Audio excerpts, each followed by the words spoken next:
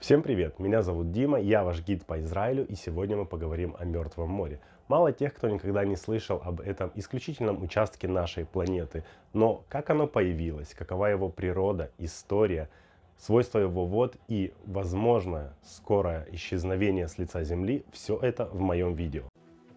20 миллионов лет назад две литосферные плиты, африканская и аравийская, начали свое движение на север. Обе плиты движутся в одном направлении, но с разной скоростью. Так начала образовываться Великая Рифтовая долина, простирающаяся сегодня от Мозамбика на юге до Турции на севере. Примерно 5 миллионов лет назад Иорданская долина начала заполняться водами Средиземного моря и сформировала своеобразную лагуну. По прошествии миллионов лет лагуна оказалась отрезана от моря и превратилась в древнее озеро, протянувшееся от Кинерета на севере до Мертвого моря на юге. Уровень воды в этом озере был на 270 метров выше, чем уровень Мертвого моря сегодня. Вследствие изменения климата вода в древнем озере испарялась, и оно разделилось на два озера поменьше – Кинерет и Мертвое море. Мертвым море впервые назвали римляне, когда увидели, что в нем не водится рыба. Библия не упоминает это название, а использует другие имена. Море соли, Яма Мелах, так оно называется на иврите по сей день. Море пустыни, Восточное море. Римляне также именовали Мертвое море Иудейским и Асфальтовым морем. Раньше асфальт буквально плавал на поверхности его вод.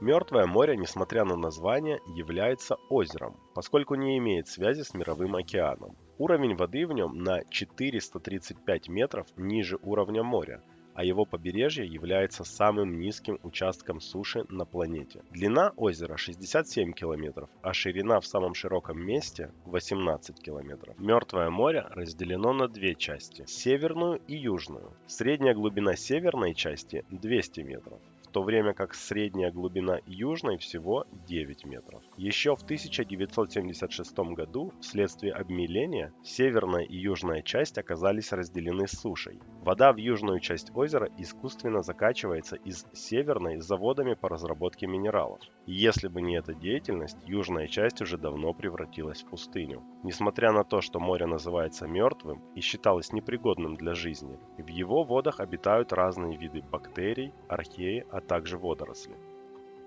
Мертвое море является одним из самых соленых в мире озер, наряду с озером Ассаль в Восточной Африке и озером Ванда в Антарктиде, поэтому оно обладает самым известным своим свойством. Человек может без усилий лежать на поверхности воды и даже читать газету. Содержание минеральных веществ в воде в среднем составляет около 300 грамм на литр. Этот факт стал причиной обширной промышленности по добыче минералов из его вод, таких как бром, калий, магний и другие. Кроме этого, состав воды также отличается своими целебными свойствами, что позволило Мертвому морю превратиться в уникальный лечебный курорт, созданный природой и привлекающий миллионы туристов со всех уголков земного шара. Также Мертвое море известно и своими целебными грязями, которые добываются со дна этого озера.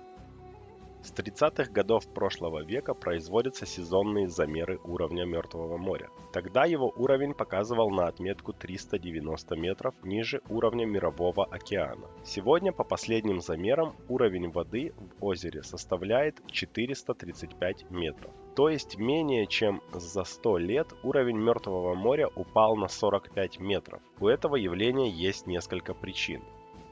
Возведение множества плотин на притоках реки Иордан и в первую очередь плотина Тгания на озере Кинерет привели к снижению потока реки и, соответственно, уменьшению количества воды, впадающей в Мертвое море. Если в прошлом Иордан приносил в озеро более миллиарда кубических метров воды, то сегодня количество едва достигает 100 миллионов.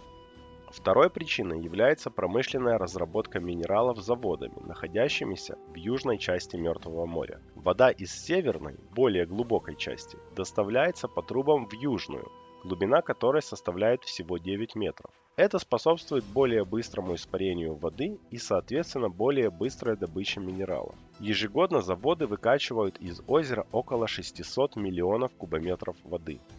Жаркий и сухой климат способствует естественному испарению. По разным оценкам, ежегодно естественным образом испаряется примерно миллиард кубометров воды. Вследствие этих причин отрицательный баланс Мертвого моря составляет 730 миллионов кубометров каждый год. Поэтому уровень озера ежегодно снижается более чем на метр. Какие же последствия будет иметь обмеление озера? Снижение уровня воды приводит к образованию провалов. Их глубина может достигать 25 метров. Образование провалов, в свою очередь, наносит сильнейший экономический удар по туристическому бизнесу и приводит к закрытию и разорению туристических мест. На сегодняшний день существует более 6 тысяч подобных провалов. Ну и главная опасность обмеления Мертвого моря, конечно же, заключается в полном его исчезновении. И хотя, вероятно, этого не произойдет, потому что, достигнув определенного уровня, баланс испарения и притока воды восстановится. Но если же ничего не предпринять, это исключительное место изменит свой облик до неузнаваемости. На сегодня все. Если вам понравилось, ставьте лайки и подписывайтесь на мой канал. Обещаю рассказать еще немало интересного. В описании видео я оставил свои контакты. Всем пока!